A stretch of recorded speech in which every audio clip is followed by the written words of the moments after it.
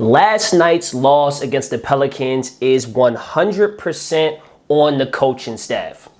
There, y'all. I finally said it.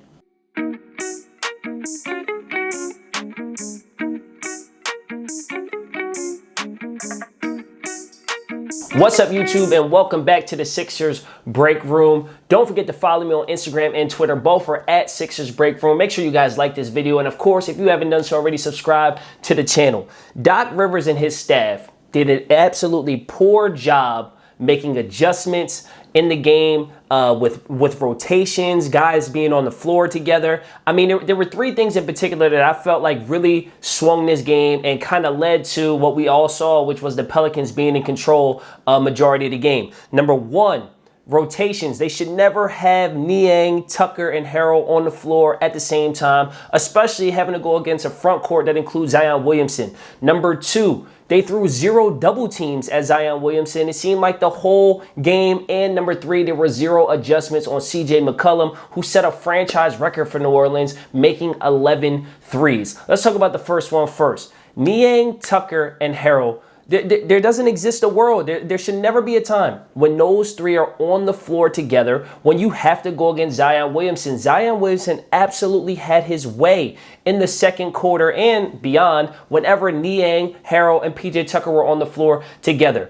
You had Zion putting Harrell in pick and rolls. You had Zion bullying PJ Tucker, who actually did a solid job against him here and there. But it's just like those three guys can't handle Zion. They can't. Whether it's pick and roll, whether it's one-on-one, whether they're sending two at him, which is the next thing I'm going to talk about. Those three guys cannot be on the floor at the same time because it's a defensive nightmare for the Sixers.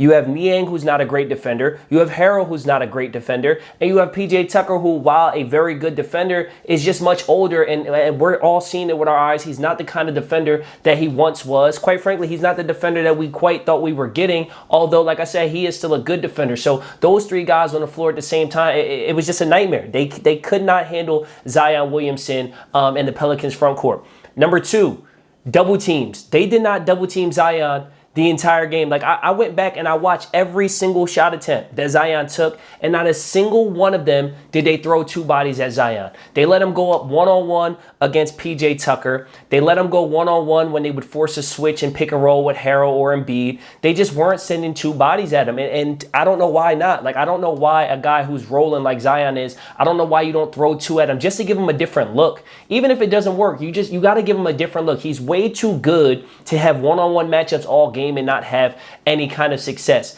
There were times where they were kind of stunting or squeezing down in a post, or they would have the guard kind of swipe at the ball, but never one time did they just send two bodies and make him take a tough shot or give it up. And he had his pickings. He was able to go one-on-one, able to get any single shot he want. He lived in the paint. I just don't see why the Sixers and their staff wouldn't try to make any adjustments. And lastly, McCollum, the guy hit 11 out of 16 threes. And if you go back so many of the threes, he was wide open. You had him running pick and roll, and we're playing drop coverage. Now, Joel Embiid, it's kind of tough for him to play pick and roll defense when you have a guy like McCollum, because obviously Joel Embiid doesn't want to get pulled out to the three-point line. But quite frankly, we know he can do it. We know Joel Embiid is athletic enough. He has good enough feet to be able to guard guards in pick and roll on the perimeter in spurts. I have a feeling that if it were a playoff type game and he would have gone out there and done it, but because it's a regular season game, we all know Joel Embiid, as great as he played, I'm not putting this loss on him at all, but he kind of pick and chooses when he does certain things, and it seems like Doc Rivers is okay with that.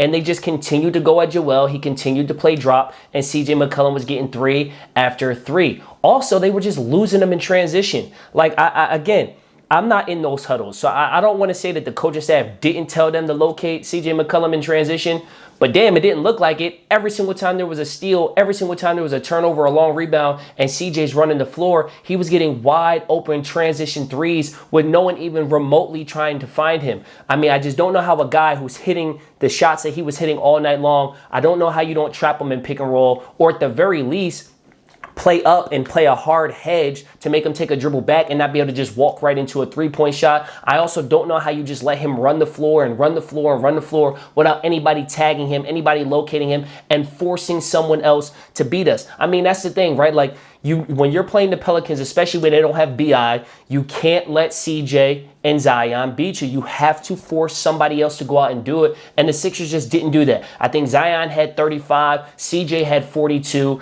Like, again, you have to make other players, you have to make their role guys, you have to make somebody step up. And we just didn't force that situation at all. We didn't double team Zion to get the ball out of his hands. We didn't hedge or trap CJ to make sure he wasn't going to keep raining threes. We weren't locating him in transition.